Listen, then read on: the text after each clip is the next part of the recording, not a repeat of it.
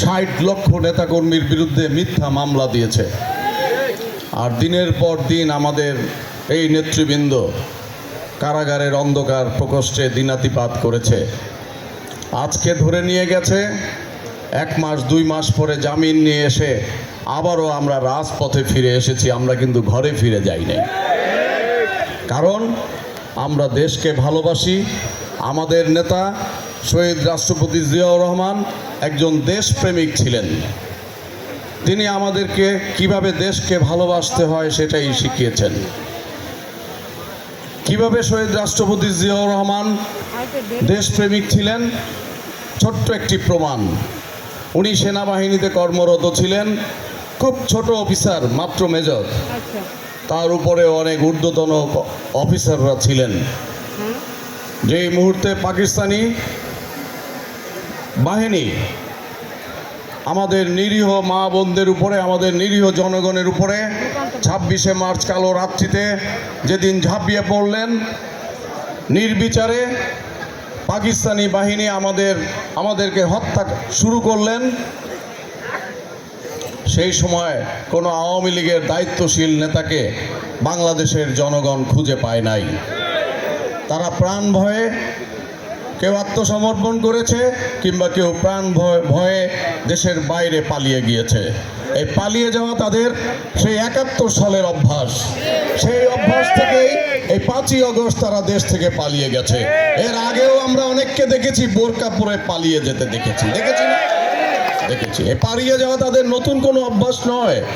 যখনই দেশ কোনো বিপদে পড়ে, দেশের মানুষ যখন কোনো বিপদে পড়ে, তখনই তারা দেশ ছেড়ে পালিয়ে যায়। সেই একজন সাধারণ মেজর, তিনি দেখলেন যেভাবে পাকিস্তানি সৈনিকরা আমাদের গ্রামগঞ্জে ঢুকে যাচ্ছে, থানা উপজেলায় ঢুকে যাচ্ছে, তিনি অনুধাবন করলেন এভাবে আমাদের দেশের মানুষকে, 7.5 কোটি মানুষকে নিরাপদ রাখতে হলে আমাদের একটা মুক্তিযুদ্ধের ঘোষণা প্রয়োজন, পাকিস্তানি বাহিনীদেরকে প্রতিরোধের ঘোষণা দেওয়া প্রয়োজন। সেই উপলব্ধি থেকে দেশপ্রেমের চেতনায় উজ্জীবিত হয়ে তার সহধর্মিণী এবং 2 শিশুপুত্রকে ক্যান্টনমেন্টে ফেলে রেখে তিনি দেশপ্রেমের টানে তিনি ক্যান্টনমেন্ট থেকে বের হয়ে গিয়ে কালুরঘাট বেতার কেন্দ্র দখল করে সেখান থেকে তিনি স্বাধীনতা যুদ্ধের ঘোষণা দিলেন। বন্ধুরা আমার, এটাই তো দেশপ্রেম। দেশের প্রয়োজনে আপনি নেতৃত্ব হাতে নেবেন, দেশের প্রয়োজনে আপনি অন্যায়ের বিরুদ্ধে রুখে দাঁড়াবেন, যেটা আমাদের এই সকল নেতাকর্মীরা করেছিল। দেশের প্রয়োজনে, গণতন্ত্রের প্রয়োজনে, ভোটের অধিকার আদায়ের প্রয়োজনে আপনারাই তো রাজপথে ছিলেন, আপনারাই তো মানুষের ভোটের অধিকার ফিরিয়ে এনেছেন, আপনারাই তো মানুষের গণতন্ত্র ফিরিয়ে দিয়েছেন।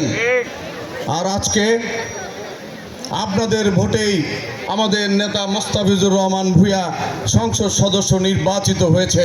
আর আপনাদের ভোটেই আজকে যিনি বাংলাদেশের প্রধানমন্ত্রী জনাব তারেক রহমান, তিনি প্রধানমন্ত্রী হতে পেরেছেন। সুতরাং এটি একটি সুতার টান, ওখান থেকে যেমন নিচের দিকে নেমে আসে, আবার নিচ থেকে উপর দিকে চলে যায়।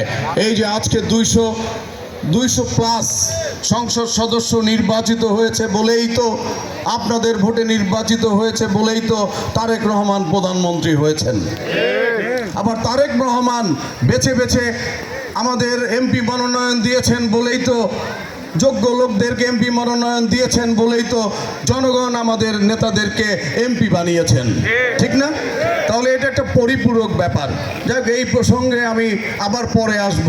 আমি যে কথা বলছিলাম, সেই নেতা শহীদ রাষ্ট্রপতি জিয়াউর রহমান স্বাধীনতার ঘোষণা দিয়ে তিনি বসে থাকেন নাই। তিনি ওই বেতার কেন্দ্র থেকে, কালুঘাট বেতার কেন্দ্র থেকে তিনি পালিয়ে যান নাই। তিনি কি করেছেন? কালুঘাট বেতার কেন্দ্র দখল করে ঘোষণা দিয়ে আবার ক্যান্টনমেন্টে ফিরে এসেছেন। ক্যান্টনমেন্টে ফিরে এসে সেখানকার যিনি ক্যান্টনমেন্টের জিওসি ছিলেন, প্রধান ছিলেন, পাকিস্তানি মেজর জেনারেল, তাকে বন্দি করেছেন। তাকে বন্দি করে তাকে পরাস্ত করেছেন, তাকে সারেন্ডার করিয়েছেন। সেখান থেকে আবার তিনি স্বাধীনতার ঘোষণা দিয়েছেন এবং সকল ক্যান্টনমেন্টের সৈন্যদেরকে, বাঙালি সৈন্য অফিসারদেরকে একত্রিত করে তিনি সেখান থেকে গোলা বারুদ, ট্যাঙ্ক, কামান, গাড়ি ঘোড়া নিয়ে তিনি বর্ডারের উদ্দেশ্যে তিনি চলে গেছেন। জানেন তিনি এখানে থাকা তার পক্ষে নিরাপদ নয়। তিনি বর্ডারে চলে গিয়েছেন এবং বর্ডার থেকে আবার যুদ্ধ পরিচালনার নেতৃত্ব দিয়েছেন, যার নামে একটি বাহিনী গঠিত হয়েছিল জেড ফোর্স। আমরা তো সেই নেতার দল করি। তিনি পরবর্তীতে দেশের প্রয়োজনে আবার সেনাবাহিনীতেই ফিরে গেলেন, সাধারণ সৈনিকের মতো তিনি সেনাবাহিনীতে ফিরে গেলেন। কিন্তু ৭১-এর পরে যারা রাষ্ট্র পরিচালনার দায়িত্বে ছিল তাদের ব্যর্থতার জন্য, তাদের সুশাসনের জায়গায় কুশাসন কায়েমের কারণে তাদের পতন হয়েছে। দিনে এক সরকার, রাতে এক সরকার, এইভাবে ৩ দিন আমাদের দেশে কোনো সরকার ব্যবস্থা ছিল না থাকার কারণে অনিরাপদ গণতন্ত্র, অনিরাপদ আমার মাতৃভূমি। সেই অনিরাপদ মাতৃভূমি, অনিরাপদ গণতন্ত্রকে আবার সংবিধানের ধারায় ফিরিয়ে আনলেন শহীদ রাষ্ট্রপতি জিয়াউর রহমান।